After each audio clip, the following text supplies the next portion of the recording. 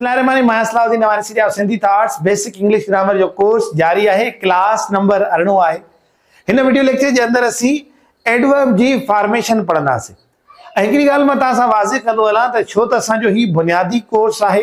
मैं कोशिश कयां तो त जेके शयूं बुनियादी तौर ते असांखे अचण घुर्जन ऐं उहे इल्म में हुजन बुनियादी तौर ते, बाकी शयुनि खे जॾहिं तव्हां कॉम्प्लेक्स लेवल ते वठंदव त मां तव्हांखे इहो ॿुधायमि त ख़ाली नाउन जा 8 खां 9 क़िस्म असांखे पढ़ाया वञनि।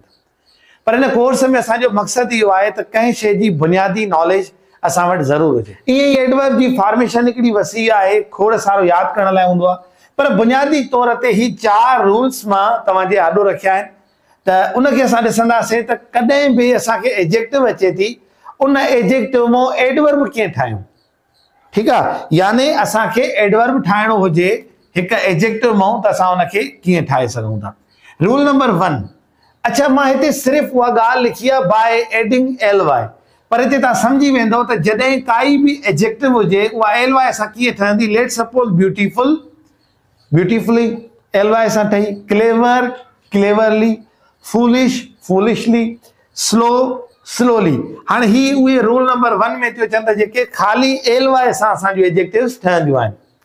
Second one is y into i and ly, यानी एडियो एडजेक्टिव जेके वाय ते खत्म थियन न वाय के कटे करे उनके आई में तब्दील क्यों, आई में तब्दील क्यों एल वाय दियोस। मिसाल की हैप्पी, हां ॾिसो वाय के कटे इन छा में कन्वर्ट कयो आई में ऐं पो छा एड क्यों तस एल वाय।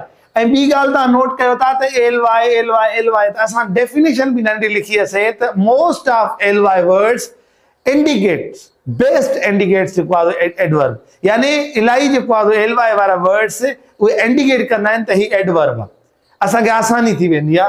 अच्छा अचे तो हैवी, वाई कटे आई में उनके एल वाई एड कई तो छा थियो हैवली। उन खां पोइ रेडी, रेडली। हाणे ॾिसो सागे तरीके से रूल नंबर 2 अप्लाई थे तो। अच्छा हाणे तव्हां प्रैक्टिस तौर काफी गूगल तो भी ॿिया एग्जांपल्स खणी सको था, किताब तो भी प्रैक्टिस तौर एग्जांपल खणी सको था त हिक एडजेक्टिव के जेका वाय ते खत्म थे थी उनके असां उन में एडवर्ब में कीअं तब्दील कंदासीं। रूल नंबर 2 है। रूल नंबर 3 आ एड़ा वर्ड्स जेके एल ई ते खत्म था थियन त उन जी ई जेका आखिरी आ उनके चेंज कंदासीं इनटू वाय में। मिसाल के डबल, डबलली। हां ॾिसो वाय जेको आहे ॾिनी से पर असां एल जे अॻियों जेका ई हुई उहा स्किप करे वियासीं। सिंगल, सिंगलली त हिन जी ई जेको आहे सो असां कटे छॾीसीं। हाणे जेको चौथो नंबर रूल आहे, हाणे चौथे नंबर रूल में असांखे चवे तो त ई इज रिटेन्ड, यानी अहिड़ा लफ़्ज़ जंहिंमें असांखे ई रिटेन करणी आहे, रखी छॾणी आहे, उहे कहिड़ा आहिनि एक्सटेंसिव। हाणे एक्सटेंसिव जी ई जेको आहे ॾिसो बरक़रार आहे, असां साॻियो एल वाय एक्सटेंसिवली असां जी ई बरक़रार रखीसीं।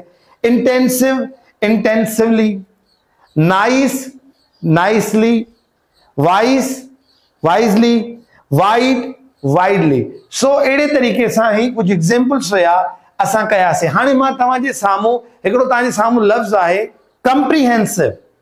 हाणे कंप्रीहेंसिव जो एडवर्ब छा थियणु घुरिजे कंप्रीहेंसिवली, ऐं इन जी ई कटींदासीं न, इन जी ई न कटींदासीं। ॿियो वर्ड आहे तव्हांजे सामूं पोलाइट। पोलाइट के भी जो सो ई न कटींदासीं ऐं सिंपल उन में एल वाई एड कंदासीं, असां चवंदासीं इहो पोलाइटली। उन खां पोइ आहे एक्सट्रीम।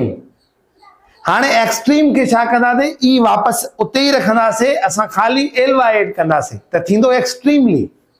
सो इन फॉर्मेशंस के जरूर पंहिंजी कॉपी ते नोट कंदव। इंशाल्लाह वरी मिलंदासीं ईंदड़ क्लास में। तेसिताईं गॾु जो सिंधी थॉट्स सां। अस्सलाम वालेकुम व रहमतुल्लाह।